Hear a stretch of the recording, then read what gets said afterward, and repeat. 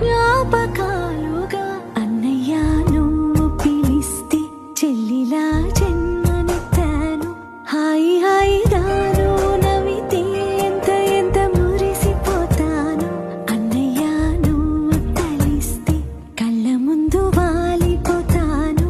నువ్వు పంచిన ప్రేమకెప్పుడు రుణపడిపోయే ఉంటాను. ఈ రోజు కోసం నేనెంతగా